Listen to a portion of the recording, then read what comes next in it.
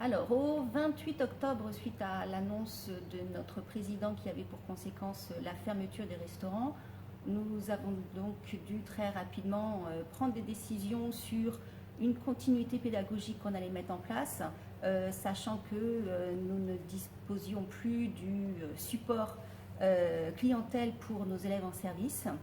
On a donc fait le choix très rapidement de continuer à proposer une prestation qui correspondent au protocole restaurant d'entreprise et self, dans la mesure où nous avons communiqué à l'égard des professeurs, des stagiaires de la formation continue, ainsi que des étudiants de BTS qui étaient majeurs, pour leur proposer un tarif particulièrement compétitif au sein de nos restaurants.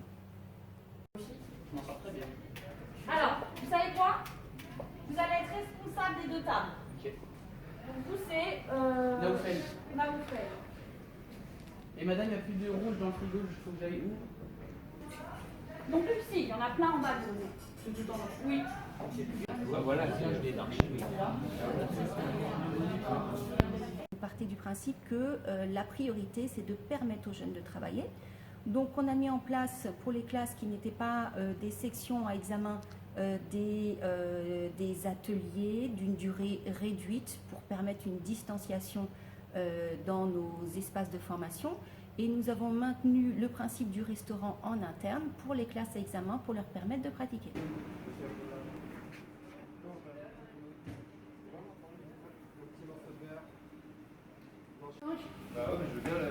Une carte du bar, ça sera en supplément.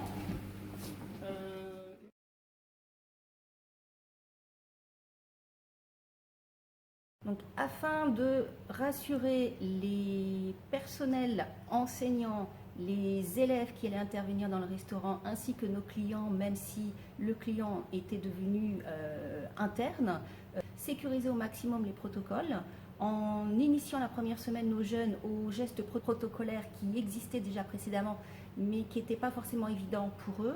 Donc déjà sur le dressage des tables, ou la distanciation, ou le fait en brasserie de mettre en place un dressage en damier n'était pas acquis. Et puis sur l'automatisme, dès qu'un client arrivait, de l'inviter à se laver les mains. Nous avons donc priorisé des publics un petit peu plus fragiles pour leur permettre d'être présents dans un enseignement quasi normal, avec éventuellement des horaires sensiblement réduits. En revanche, la stratégie qui a été choisie par les équipes pédagogiques était différente sur les classes post-bac, dans la mesure où des enseignements distanciels ont été mis en place. On a affaire à un public qui est plus autonome, qui dispose d'une vraie maîtrise des outils informatiques, qui est aguerri aussi en la matière, puisque le confinement l'année dernière a nécessité la mise en place de ce type de méthode. Une grande richesse a pu être proposée par les professeurs et les étudiants ont adhéré à ces propositions.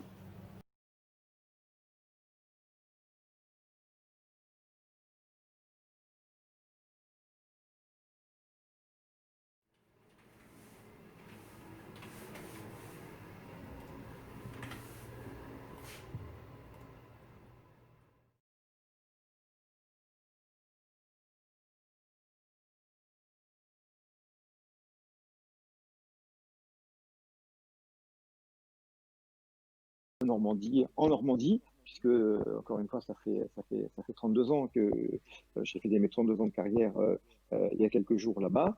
Alors, moi, j'apprécie me mettre au comptoir parce que ce comptoir, il est atypique, il est chaleureux moi, oui, j'aimerais bien savoir comment vous faites pour toujours trouver de l'innovation, votre créativité. Quelle est votre méthode en fait? Oui, vous allez travailler le week-end. Est-ce que c'est totalement incompatible avec une vie de famille?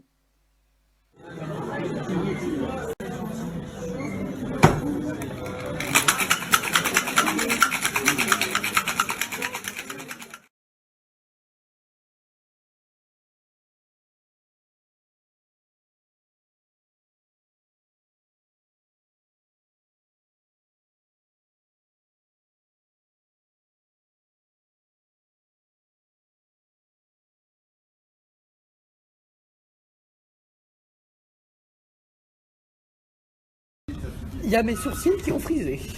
Je surveille, monsieur, vous inquiétez pas.